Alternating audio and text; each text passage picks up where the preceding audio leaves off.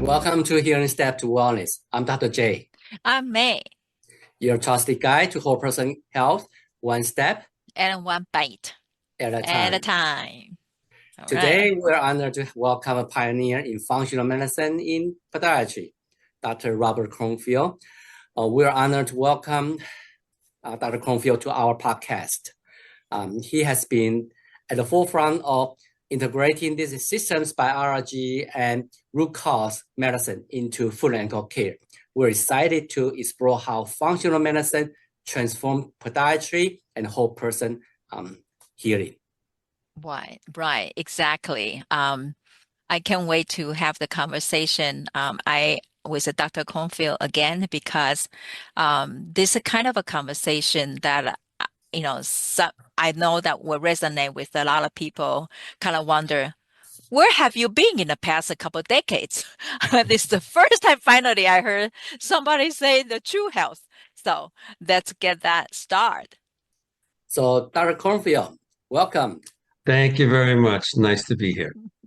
Thank you. So, let's start from talking about your background. Why you came to podiatry and how everything started. Mm-hmm. Well, my journey was circuitous, to say the least, but I started out wanting to be a professional rock star. And I was a musician from age 10. So I went to college as a music and theater major. And after my freshman year, I was in a band and we got invited to play this amazing gig out in California. And we went. They loved us. They invited us to stay, but it was going to interfere with me going back to college. And I decided, why go to college if this is going to be where I'm going? Needless to say, it didn't work out. And I went back home to New York and I decided I was going to go back to school and finish my degree in music. My father had other plans for me. And he said, well, if you want to go to college as a music and theater major, you better figure out how to pay for it because I'm not paying for that. He said, you need a solid future. Look what happened to you in California. You thought you had it made, it didn't work out. So in college, I, of course, started taking all the pre-med courses. And I was a runner in college and I ran long distance and I developed severe heel pain. I went to the school health clinic. They sent me out to an orthopedic surgeon who gave me about a 15-second exam and a cortisone shot, sent me home. I thought I was cured. I started running. About a week later, the pain was worse than when it started. And I went back to them and I complained. And they said, all right, well, we don't have any podiatrists we can refer you to. You have to go through the yellow pages, which back then was this big book of people you could find in different professions. So I called a local podiatrist. I went there. He actually examined me and he gave me a gait analysis and he spoke to me about the problem. He said, I think I'm going to send you for an MRI just to make sure it's nothing terrible. Back then, the MRIs weren't great. They weren't clear, but he said you had plantar fasciitis. And he put me through some PT, made me a pair of orthotics, and very quickly I was cured. And I said, oh, well, this is something I might want to do, but let me start visiting other doctors and see what it's like in other specialties. Out of all the doctors I went to, and I went to about 10 or 11 different offices, he was the happiest out of all of them. So I questioned him more about podiatry, and I said, what is it about podiatry that you like? He goes, I don't like podiatry. I love podiatry. He said, I have patients coming in, most of them are in pain. Many of them walk out feeling better, and I get the feedback right away. Doctor, thank you. I feel so much better. None of my patients are dying. So, of course, I went to podiatry school, graduated NYCPM in 1980, did my postgraduate program, and I went into private practice 1982. Very traditional, much more surgically oriented than anything else. And one of the things, and I know that you'll agree with me, Jay, there's no business training. I didn't know what I was doing. I was setting up a private practice with absolutely no idea what I was doing.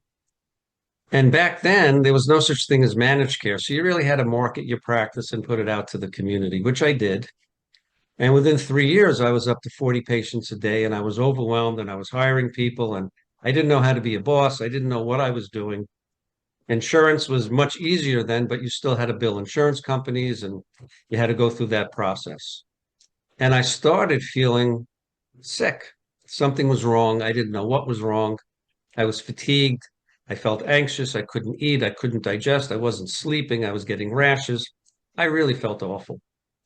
So I went to all the doctors I knew from my hospital. Everybody was giving me prescriptions, and I was just getting side effects, not feeling better. A friend of mine said, maybe you should go to a holistic doctor. Now, with no idea what holistic medicine was about and getting the brainwashing in my program against it, I said to him very honestly, do you want me to go to a quack? He said, well, maybe the quack can help you when nobody else can. I went to a holistic internist. It turned my life around.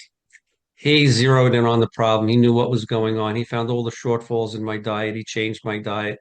He taught me stress management, sleep hygiene, all the things that I learned about over time that really turned my life around. And I said, I want to do this. There was no way to learn it in the realm of podiatric medicine and surgery. So I had to step outside the specialty and start getting training. Back then, there was no functional medicine organization. It was more alternative medicine, they called it, holistic medicine. I took course after course after course, and I tried to extrapolate what I could use for, podiatric pathology until I finally realized it didn't really matter. Underlying mechanisms are underlying mechanisms. Where the pathology presents just tells the patient what specialist to go to, doesn't really tell them anything other than something's wrong and the body's not healing. So little by little, I started to develop an approach to patients and protocols. And then all of a sudden comes information about this Dr. Jeffrey Bland, who was doing something called genomics and then nutrigenomics, how nutrition affects your genome. I was intrigued and I went to take his course. Didn't understand a word he was saying. The guy was at a level way above my head, as was everybody else in the room feeling the same. But we finally got him to kind of dumb it down for the doctors. And all of a sudden, everything fell into place. And I immediately fell in love with it. And of course, once it started to develop its wheels and became what we now know as functional medicine, that was it for me. I was fully in. And ever since then, it's now about 38 years, I'm in this holistic functional medicine paradigm, treating my patients. My practice did evolve into a chronic pain practice because those were the patients coming to see me because all else had failed them and they wanted something different. So that's kind of my path. Um, it's been a wonderful experience for me. My career has been stellar, and I have no complaints about my choice to go into this realm of functional medicine, eventually adding regenerative medicine. And it's just done amazingly well for my patients and it turned my life around because when I finally got my wheels, then of course managed care comes along. And I thought I should sign on to these plans, which I did. 8 years went by and I started to feel the symptoms of burnout again. And I said, that's it. I'm out. I can't do this. That's when I finally felt free to do what I needed to do to treat my patients the way I wanted to and to have a conversation with them that stayed in the room. It didn't have to get evaluated by an insurance company or a middleman of any type. So, it's just an amazing feeling to be able to do what you need to do and feel comfortable with it and know that you're helping people so much more profoundly than I did before. No question. And I think the holistic model has finally found its legs in society. Patients are demanding it more than doctors are delivering it. And I would like to be part of that change in the realm of training docs and getting them on board with what this is all about, because we all need to know this. Whether you're in an insurance plan dependent practice, whether you're working for a hospital organization or private equity, it doesn't matter. Medicine is medicine. Root cause is what we have to be looking at. Well, what do? We chase a speeding train of symptom after symptom after symptom, and we don't really solve much. And with all the technology, all the advances that we've had over the last, 4 or 5 decades in traditional medicine, we have more morbidity, more pathology than ever before. Most of it, obviously, is lifestyle induced, in my opinion.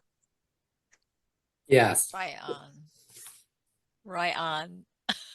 I cannot agree more. Oh. So Yeah. we've entered into the realm of chronic illness, Mhm. but we really don't have to think that hard to figure it out. Just go to the supermarket, look at what's on the shelves. They're feeding people their illness. People are ingesting their illness. Then the illness manifests.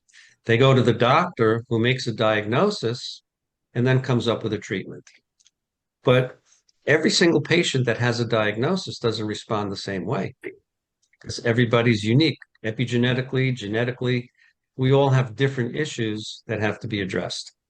So the one size fits all, the cortisone shot for inflammation, the NSAIDs, the steroids, or when those are not appropriate, the analgesics, that's not making our patients healthier. We're just adding more toxic load into the system that eventually is going to give rise to new problems and new issues.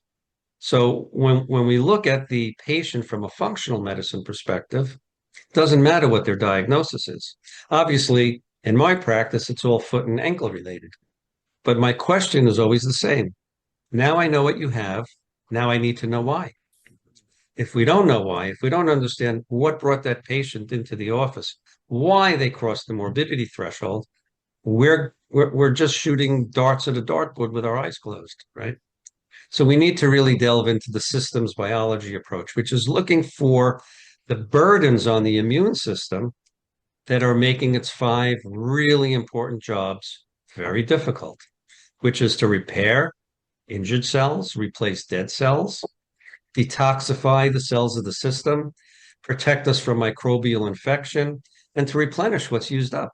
Cytokines, enzymes, hormones, blood cells, you name it, everything that the body has to replenish so that it's on its way, or at least doing its best to stay healthy in a state of homeostasis. This is the missing link to medicine. We really need to focus more on this.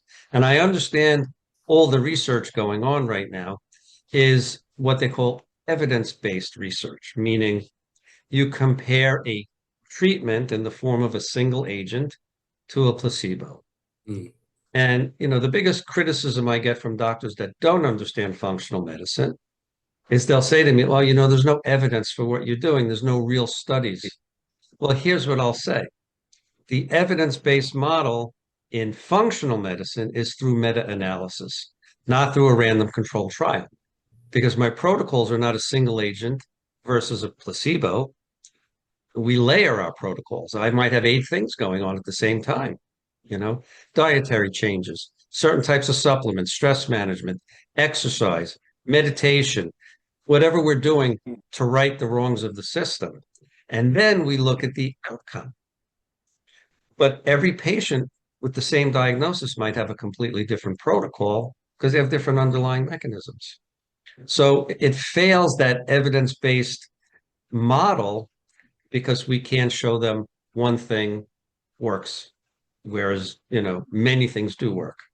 And it's a conversation that's difficult to have with people that have lived by this RCT model for their entire career. They don't understand and they don't get it. And I'm sorry that they don't. I wish that I could have 5 minutes in the room with every podiatrist in the country at least and just explain this one little piece of what we're doing. But in meta-analysis, we see if I do 10 patients with the same diagnosis and I have 10 different protocols, but the outcome for all of them is they healed and they felt more vital and healthy. Why do I need to prove that through an RCT? I have the evidence, right? So that's pretty much how I run my practice. Good. So, yeah, sounds very interesting. So when you talk about evidence-based, I usually like to tell my patients or my audience that no, I did my fellowship at Mayo Clinic, physical medicine rehab in dermatology and orthopedics. They're all #1 programs in the country. But even at that time, it was so hard for me to publish my manuscript. But look at now, 20-some years later, how many journals we have. Even I'm not a full-time researcher now. I receive requests for publication that every day. That means no matter what you want to prove, you can find some article to support you. Right. So to me, that is not as critical like before. But before we talk, I would really want to take one step back to really understand what functional medicine is, what you call it functional medicine, what is approach, how it different from the conventional, we call it conventional medicine. Also, since I am not a physician, so would you please explain what is a RCT? Oh, a random controlled trial. Ah. So in those kind of studies, they take a medication and they're trying to prove efficacy and safety and compare it to a placebo, which is a sugar pill that the people taking the sugar pill think it's the medicine. And they compare the outcome. Did it control symptoms? Did it make the patient feel better? Are they getting more positive reports from the patients that took the drug as compared to the placebo? The interesting thing is that in every single RCT, patients on the placebo, many of them, also report improvement and better vitality. You know, the brain is a powerful healing tool, which is ignored in conventional medicine only for the fact that they use it to compare to the medication. You know, but again, and I'm going to answer Dr. Lee's question. When you approach a patient through functional medicine, it goes beyond the conventional. In conventional medicine, a patient comes in and they have a particular chief complaint. Our job is to make the diagnosis and then treat it. So I'll just choose something out of thin air, like ankle arthritis. Okay, patient comes in, they have ankle pain. You diagnose ankle arthritis through your X-ray or your MRI. Then we immediately jump into treatment. We can put intra-articular steroids, PRP, some of the more regenerative things. We could put patients on NSAIDs. We can send them for PT, make them orthotics, make them, you know, bracing, whatever we feel we need to do. If none of that works, you're going for an ankle fusion or sometimes an ankle implant. In functional medicine, we do the same thing, but once the diagnosis is confirmed, then we ask why. Why does this patient have arthritis? So to understand that, we look at the way the body works in conjunction with its challenges. So every day we go to sleep, and we go to sleep for a very important reason.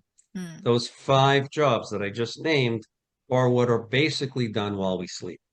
Repairing, replacing, replenishing, detoxing, protection from microbes.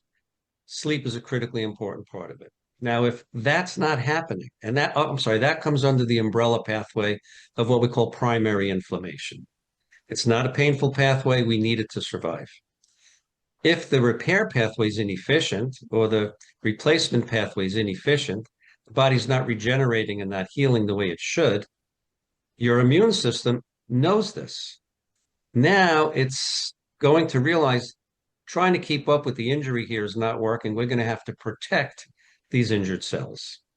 So it recruits a pathway called chronic inflammation. That's the pathway that produces pain and swelling and limitation of motion. If it hangs around long enough, we'll see the expression of genes like arthritis. Now, those patients are the ones who show up in the doctor's office. By the time that pathway manifests, they've already had a problem ongoing for quite some time. But now the body is giving up on healing. It's now in a protection mode. In our infinite wisdom in traditional medicine, we say, well, your pain's coming from chronic inflammation. Let's suppress that pathway. You'll feel better. But what are we doing? We're suppressing protection. When there's pain, you avoid overtaxing that area. You rest it. You give it the time it needs, hopefully, to heal on its own. With no feedback, with no pain, that body part continues to get stressed and beat up. So now we're actually accelerating the switch to degenerative change. To me, that makes no sense. So what do we see in the realm of arthritis? Well, we know it's caused by oxidative stress. What causes oxidative stress? Nutritional problems, right? Lack of antioxidants, too many refined sugars in the diet, slow responses that may be caused by stress hormones dampening the effects of the thyroid, so the basal metabolic rate slows down. Or we may have imbalances in the microbiome, where the body's natural flora which are a big part of the healing process of the human body, are not present in the numbers we need them to be. There are many different lab tests we do. All of it is based on the patient's history, the history of the chief complaint and prior treatments, the family history, and the most important is the review of systems. Once we see in that review of systems all the different symptoms they're dealing with, now we can start to see what systems may be burdened, what systems may be at fault, not allowing the immune system to function efficiently. So we zero in and we target those areas and we do lab tests. Once it's quantified, once we receive the results, now we can put forth a protocol to manage the underlying mechanisms. Now, at this point, I'm not treating symptoms. I'm still only focusing on the underlying mechanism. In podiatry, it's also a combination of the physiology plus biomechanics. Can't ignore biomechanics. So if a patient is examined biomechanically and you see that there are problems that have to be addressed, you do what you have to do. You teach them how to exercise. You teach them how to stretch. You make the appropriate orthotic based on your biomechanical findings, not on the fact that something off the shelf is cheaper than a custom orthotic. We want to provide the best possible service for the patient. The biomechanics is an important part of it, but in many patients, that doesn't solve the problem because that's not the only issue that has to be addressed. And it's all these other parts to it. And, when you understand and learn how to evaluate a patient through a functional medicine model, then you learn about the tests and you learn how to evaluate the tests. And then you learn from the evaluation of the tests, what's the best protocol I can give this patient to optimize their health. That's the key. So I do all of this prior to treating because we want an optimized patient, a patient whose immune system is actually ready to heal. And that's pretty much an umbrella description of what functional medicine is all about. So if someone comes to a doctor with a foot problem, they should finish their care healthier. Same way they go with an elbow problem or a neck problem or a stomach problem. Doesn't matter.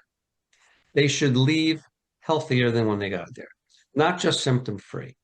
And that's my beef with where traditional medicine went. And I'm not begrudging traditional medicine. We need it.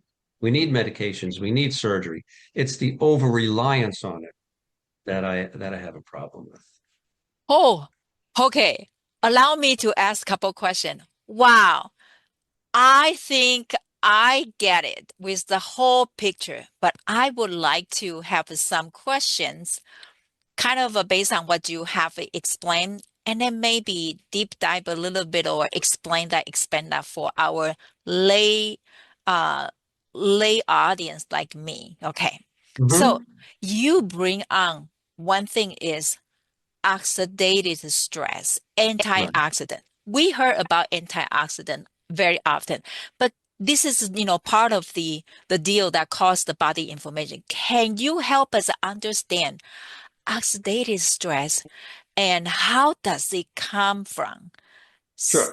Yeah. So every chemical reaction in the body has a byproduct that the body needs to remove. Just like when you drive a car, there's an exhaust pipe to let all of the byproducts out after the combustion of the gas. So in the human body, we have these little ions that are liberated during chemical reactions, and those are called free radicals. They're positively charged ions. Every ion that's unstable, in other words, that's not neutral, whether it's positive or negative, has to stabilize its charge. Antioxidants are contained in foods and they're negatively charged ions. So if we're consuming enough antioxidants, they find the positively charged free radicals, neutralize the charge, and the body eliminates them. Unfortunately, most of the foods that are being eaten now liberate way more free radicals than healthy natural food.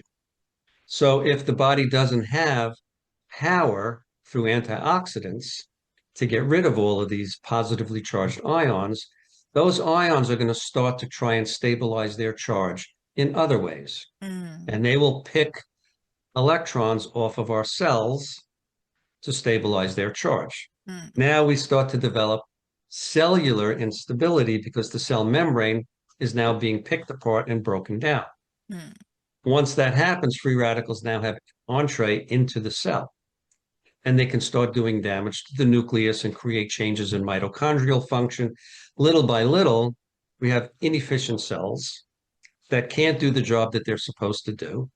And when that happens, whenever there's inefficiency in the way the body has to work, now the body goes into protective states. That's what disease is. Disease is a way the body's trying to manage what's going on because it knows if it doesn't, we're not going to survive. So that's when the patient shows up with these chronic things. I've had this, I've had that, this won't go away, that won't go away. Now, if we look at the standard American diet, abbreviated SAD, right? Yeah. We see patients are consuming enormous amounts of refined carbohydrates, chemical preservatives and flavors, all different kinds of things that do not appear in nature. When they enter the GI tract, it creates an enormous stress on the immune system because 3/4 of the immune system resides in the gut. And all of these poisons we put in change things. For example, we spoke a little bit before about the healthy bacteria that live in the gut. If you consume simple sugar, which is a single monosaccharide, a single molecule of sugar, that's a pre-digested sugar. Once it enters the bloodstream, all the pathogens are going to have a party and live high on the hog. They have all of this pre-digested sugar to survive on. Little by little, they begin to outnumber the healthy bacteria because healthy bacteria don't live on simple sugar. So there's a tug of war in the gut where pathogens can begin to outnumber the healthy bacteria that keep us well and alive and help us digest our food. And they also help to generate all of the different substrates of eicosanoid synthesis, which is different fatty acids that we eat from our diet that help the body with efficient primary inflammatory pathways. So there's a lot we miss when we eat bad food. There's a lot we miss when we wash down our evening meal with 2 or 3 glasses of wine. You know, we've really lost the forest for the trees. We're in a world of, oh, wow, that tastes good. And we live to eat. But in the real world, food is there to help us survive. So we should eat to live, not live to eat, right? Food is the medicine. Yeah. In most cases, it is. Food and water. It's basic medicine, right? And, you know, in the industrialized age, foods are engineered now. You know, something could say chicken, but it's not really chicken. Something could say beef, but there's no beef in it. You know, if you look at the label on a food, like yesterday, I was looking at my salad dressing because I buy all natural organic things. And on the bottle, it said made with real avocado. And I thought, oh my God, what is everybody else eating that it says avocado dressing if it's not real avocado? If we have to delineate that the food in your salad dressing is real or, you know, whatever you're eating is natural, that's a crime against humanity, right? Yeah. We shouldn't have to deal with that. So allow me to ask one more question, Dr. J. Here, I captured something that's so important because you mentioned when it started the whole inflammation and pain, the body reaction, that cycle, when it comes to the stage that we feel pain and we start go to the physician's office being treated, and based on the traditional practitioner or medicine, they would just try to suppress the pain.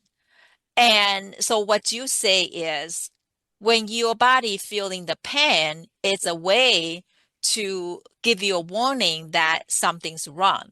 But if you are treated just a symptom to suppress the pain, you can prolong the symptom further, or even just the underlying issue that didn't get resolved but can get worse. Am I correct?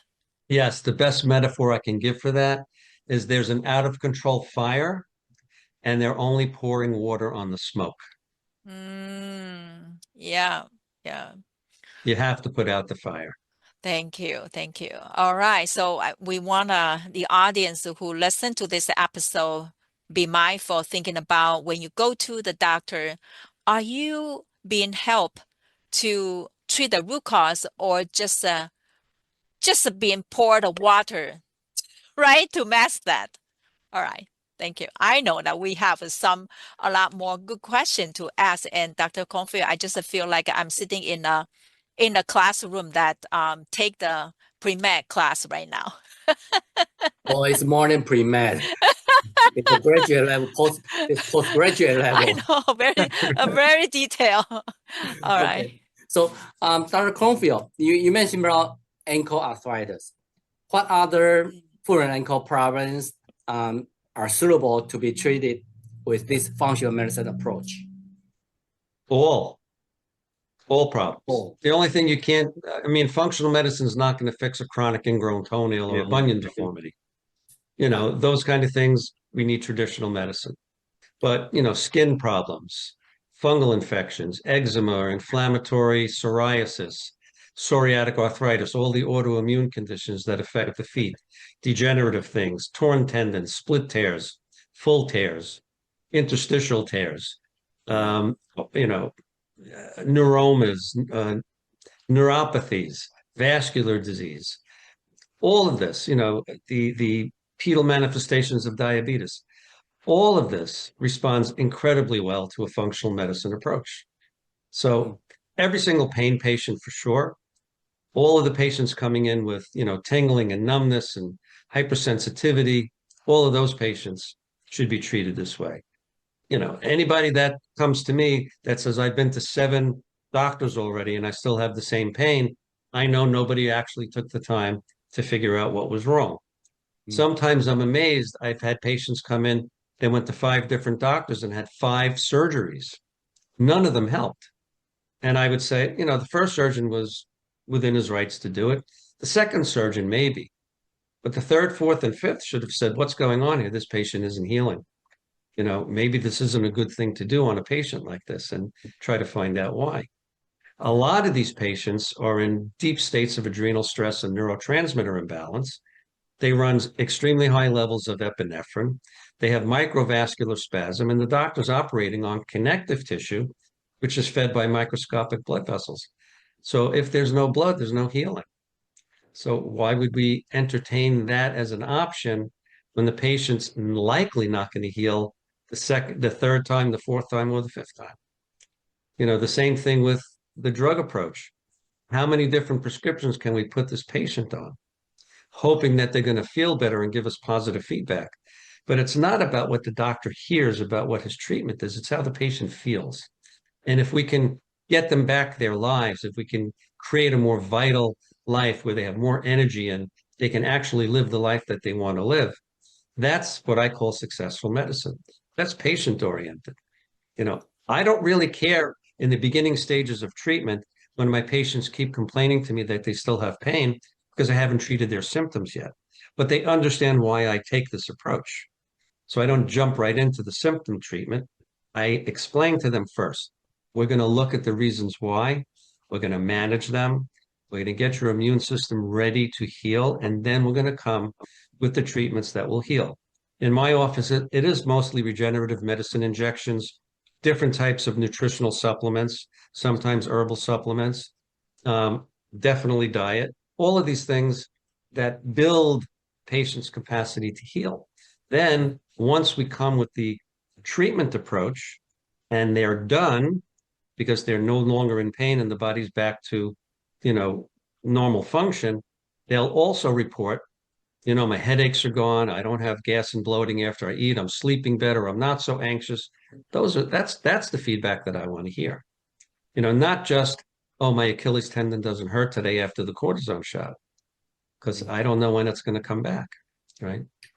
Yep. Okay, now hold on. I'm so excited. I want to have a feedback right here, Dr. Kornfeld. So Sure. what I get from you is number one, you address the GI issue, you address the the skin issue, and you address how to prepare patients body make sure it's ready to receive the effective treatment. It's like, even though you are a podiatrist, but I can see patient come in with one complaint, and that is associated with a lower extremity. But when they comply with your treatment suggestion and really patient with your plan, actually they walk out not only without the foot pain or the original foot issue, but also that they also see the improvement on their other body part. It's Well, it's a quite bonus. of course it is. And it's an interesting thought because I get questions a lot from other podiatrists. You're treating the whole body, but your specialty is foot and ankle. Why are you treating the whole body? So I say to them, when you have a patient coming in with inflammation, do you prescribe NSAIDs? They say yes. I said, are you treating the foot? They say yes. I go, no, you're not. NSAID doesn't only go in the foot. You're treating the immune system. So rather than suppress the immune system with NSAIDs or steroids, I find out why the immune system is inefficient and I support it. It's the same thing that they're doing, but a 180-degree turn away from symptom care to what we call salutogenesis, which is creating optimal health. There's nothing out of the scope of a podiatrist as long as they're doing functional medicine with regard to a foot or an ankle problem. And if we're doing that, we have to consider everything. Otherwise, what I could say to my patients, you know what, leave your feet here on Friday, come back on Monday, they'll be repaired. Yeah. I I also, I But don't think I want to do that. feet are connected to a human being, right? Yep. It's not just the foot. You And are right. everything that they do in their lives affects every cell of their body. Yeah. When there are issues affecting the body, the foot takes a big brunt of it because it's a highly metabolically active body part. And if there's a shortfall in nutrition, a shortfall in circulation, and inability to clear toxins in a normal way, we have chronic pain patients. And there's so many chronic foot and ankle pain patients. It's mind-boggling. It's mind-boggling. I have patients come to me with a bag of 25 pairs of orthotics. Well, what kind of exam did you have? What do you mean? He took an X-ray. No, did you have a biomechanical exam? Did he look at your foot and leg? Did he take measurements? Did he watch you walk and see how your gait style is? No. Well, I could pull things off the shelf too and throw it at a patient. Biomechanics requires tension to reality, not just here's something that might help. Here's a pill that might help. We don't want the mites. We want the highest possibility, the highest likelihood, the greatest probability of making sure our patients, when they heal, don't come back in 6 months with the same or similar problem. We got to put out the fire of morbidity in our society. We need to spend a lot less on medical care. We need to spend a lot more on prevention, a lot more on health. We can do that, but we need to change the paradigm. Can you explain biomechanic very quick, like explain to a 10-year-old boy? Explain what biomechanics is? Biomechanic, yes. Like Okay, so yeah. we look at the structure of the body and the lower extremity specifically, and then we look to see how in real time it functions. And we look at the comparison between structure and function, and we compare that to an ideal normal. So we can tell what's wrong, what's off, what's not optimal, and what do we have to do to address it. There's many, many different kinds of orthotics and many different prescription styles of orthotics. You have to give the patient the most optimal one. Then you go to the second level, which is how do we make the weak muscles stronger and the overworked muscles more relaxed? So we put them on an exercise protocol with stretching to retrain muscles so that the habit of the muscles doesn't fight what the orthotic is trying to accomplish. Because if you take a compensated patient that's been functioning out of alignment for 30 years and throw an orthotic in their shoe that's going to realign everything, they're going to struggle with it because the habit of the muscles won't accept the change. Your muscles are like your brain. They're basically lazy. They get into a pattern. They want to stay there. Same thing the way we think. If we have negative thoughts, people can say to you, you should think positively. And then what do you say to yourself? Oh, he's a nut, because you have to think negatively, right? So we need to learn to change habit. Mm. Thought is a big part of it too, helping people see that, when someone comes to me and they say to me, I don't think I'm ever going to get better, that's a red flag for me. Mm-hmm. Because now I have a patient, if you don't believe you're going to get better, you're going to Mm-hmm. struggle to get better. Yep. So I have to counsel them on thoughts create reality. Yeah. So we're going to change the way you think so your body can heal.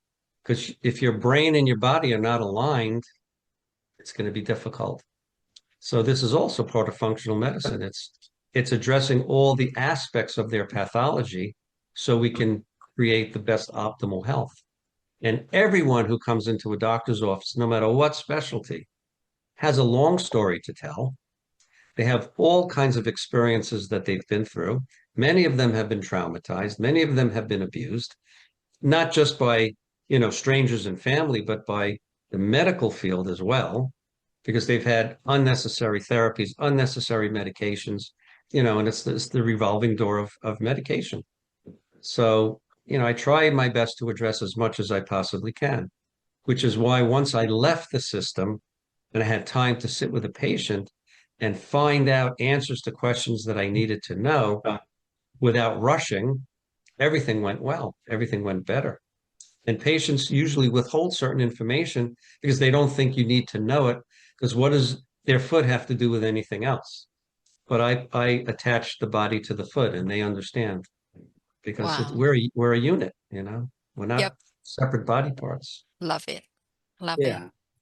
So it's just like I mentioned that when you treat the foot and ankle, the whole body gets better. But at the same time, I think that's not just because that a lot of times the foot and ankle issues actually are caused by systemic issues. And the most common thing is what we call the inflammation. And that's why when we treat the foot and ankle in that aspect, the whole body heals better. Absolutely. Absolutely. It's the same thing as the medication. I mean, if you're putting something on, let's say an NSAID, okay, it suppresses chronic inflammation. Mm. The problem with it is it also interferes with the pathways of primary inflammation. Mm. One of the most important things the body does every night is it detoxifies.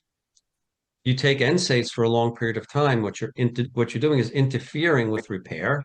You're interfering with replacement. You're definitely interfering with detoxification.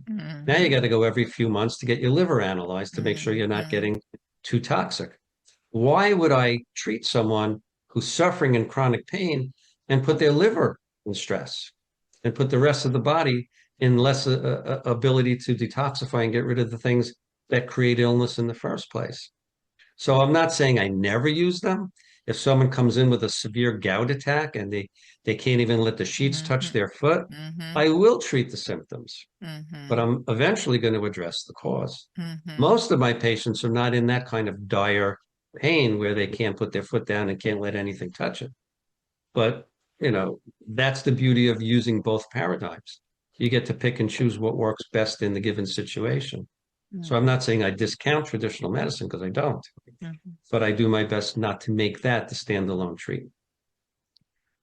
Wow. I love it. I also, one thing so important takeaway from you is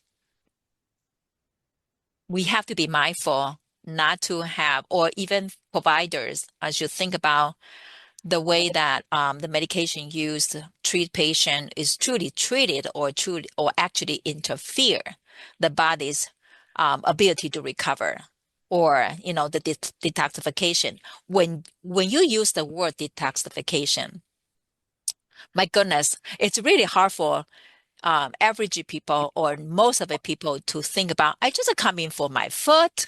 What you talking about detoxification, right? So, but until you really help people understand the connection of your foot. Well, of course, we don't want to park your foot at your clinic and then come back on Monday to pick it up.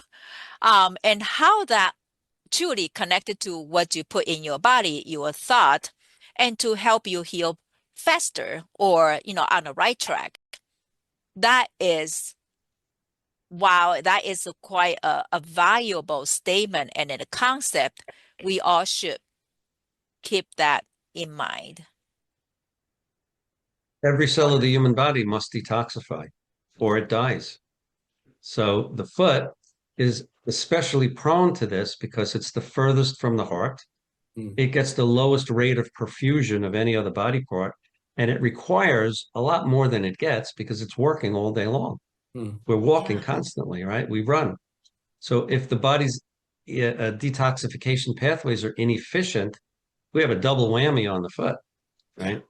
So we have to make sure that we're doing everything possible to facilitate optimal function, optimal detoxification.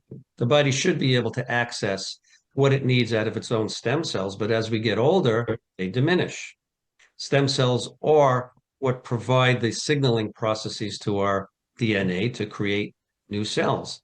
They contain little vesicles with all kinds of important proteins, like enzymes and cytokines and growth factors and microRNA, the things that speak to the body to heal a cell or replace a dead cell. So I do things to optimize all of the functions of the human body's natural healing mechanisms and support it as best I can. You can't support it until you've gotten rid of the interference, the things in the way of healing, you know. And those are the things we address. So, Dr. Kornfeld, let's say, take us how you work out a patient. There's a patient coming in with heel pain. How do you approach this type of patient? The process. So the process would be first to explain to them how I work. They've already heard it on the phone because no patient comes into my office as a new patient unless I speak to them first. And I let them know. When you come in, I don't care if you've had a diagnosis by 5, 6, 10 doctors, it doesn't matter. I'm going to make my own evaluation, make my own diagnosis.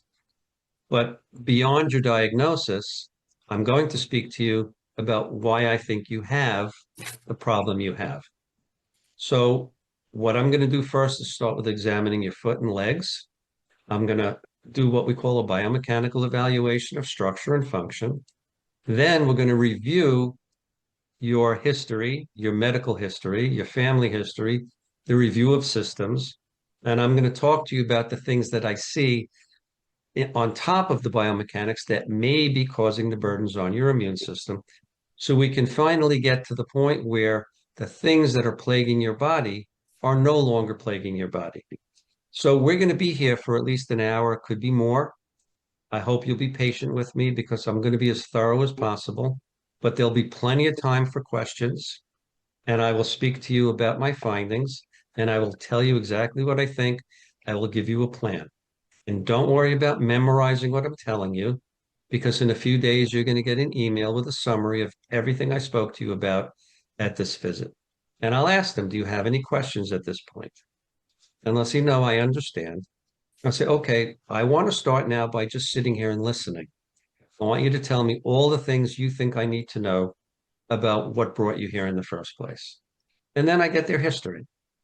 And they'll tell me about the different doctors they went to, the different treatments they had, how things helped them for a day or two or a week, and then it went back to what it was, how this orthotic didn't work, how the medication might have made them sick.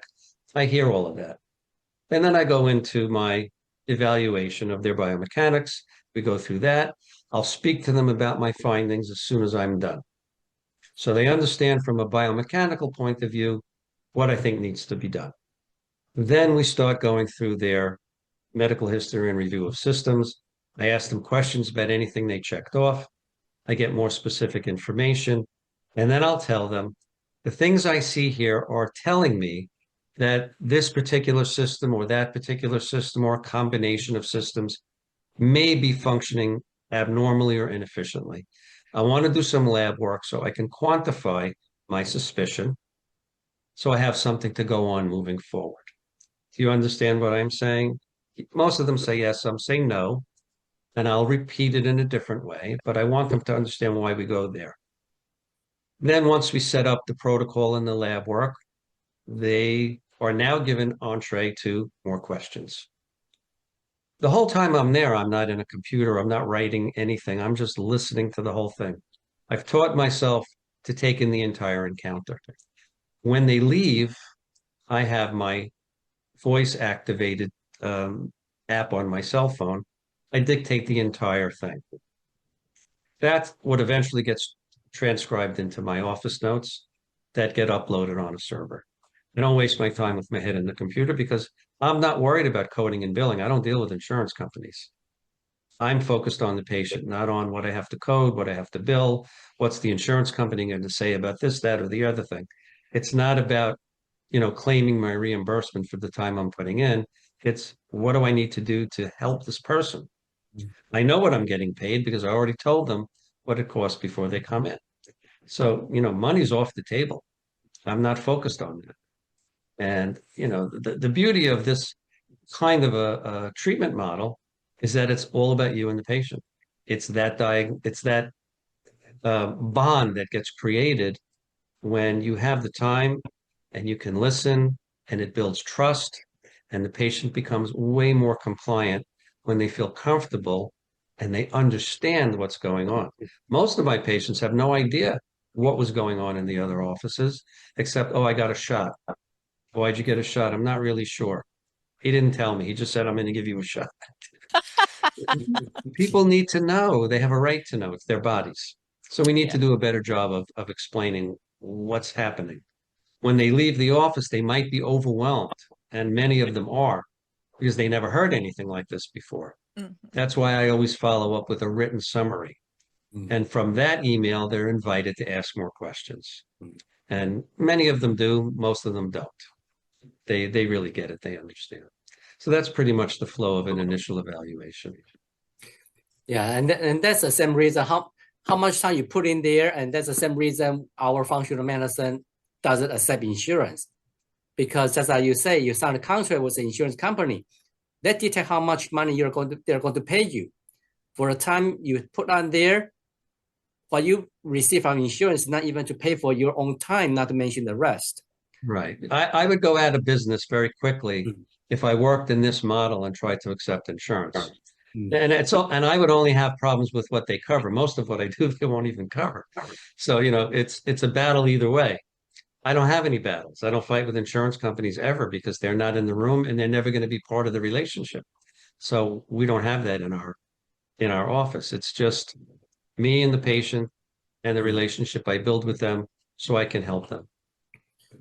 Yeah, since we're running out of time. So what advice would you give to clinicians who are thinking about going to this functional medicine? Well, in terms of the podiatric colleagues, I have an institute that I founded 3 years ago called the Institute for Functional Podiatric Medicine.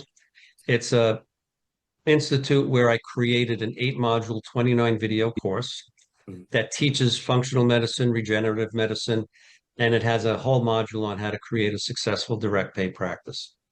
The reason it's geared toward podiatrists is because I've been dealing with podiatric pathology for 43 years. I know it well. All the case histories in the course are geared that way, all toward the podiatric pathology that we all see on a daily basis.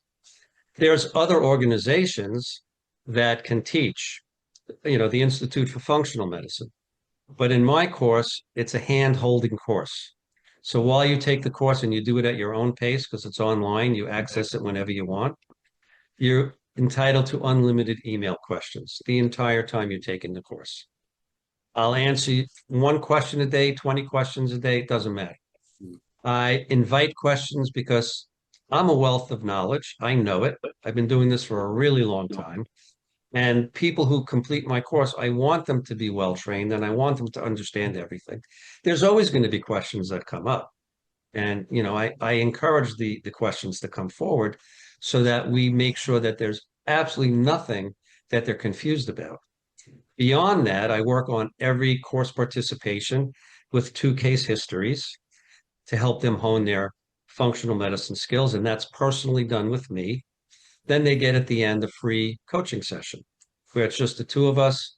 They're in their private realm. They can ask anything. They don't have to feel embarrassed or ashamed. It's not in front of other people. And then from there, they can move out into, more training if they desire. They can even mentor with me after the course is done. there's a lot of options, but it is the only course that comes with this kind of a personalized attention. And my institute is basically me. I mean, I have virtual assistants that do a lot of the work for me, but all of the contact comes directly to me. So there's no middlemen here. Everybody deals directly with me, and that's what's important to me. Good. So how about advice to patients, regardless what type of doctors they're going to? What question should I ask the doctors? I would tell every patient, when you develop symptoms, you have to understand that something's been going on for a longer time than you think. Mm. And you should look for those doctors who address those underlying mechanisms in functional medicine, in lifestyle medicine. There's so many doctors out there that understand and can connect what you're presenting with to the underlying mechanisms that brought you in the first place. Those are the doctors that are going to make profound differences in your life. And yes, most of them don't take insurance, but look at it this way. You're paying premiums. Those premiums give you only the right to pay thousands in a deductible, in copays, in non-covered services, in rejected services. So, insurance is not cheap, but a lot of that money is wasted. Either you're not going to the doctor and the insurance company keeps you premiums, or you're going to the doctor, but nothing seems to get covered. So you're putting out all of this money, but you're getting nothing out of it. It's a better investment to go to a doctor who gets to the root cause, who can help you in more profound ways. There's value in that, and that's a good investment in your future health. And every patient should understand that. Good. May you have any questions before we recap? Well, I have a question. Are you coming back next time that we can have the round 2? I think we have a lot of questions, and I would be very happy to. Oh, good. Whew. It's a lot, but I think this concept that can be overwhelmed to a lot of people and say, I never heard anything about it. And so we want to learn more from you. Okay. So I think we should. So basically what we talk about today is want to make sure the patients, the general public know that whenever you have issue, you need to have the root cause thinking, not just the symptoms. And you want to reduce your inflammation. You want to make sure you optimize your metabolism, and you want to have consistency in your good lifestyle choices. Right. And people should understand whatever contribution they're making to their suffering is something they don't have to do once they understand what they should do. Yes. Yeah. Great. Okay. Yeah. Thank you, Dr. Kornfeld. It's a nice pleasure talking to you today. Same here. Thank you for having me on. I appreciate it. Thank you. Well,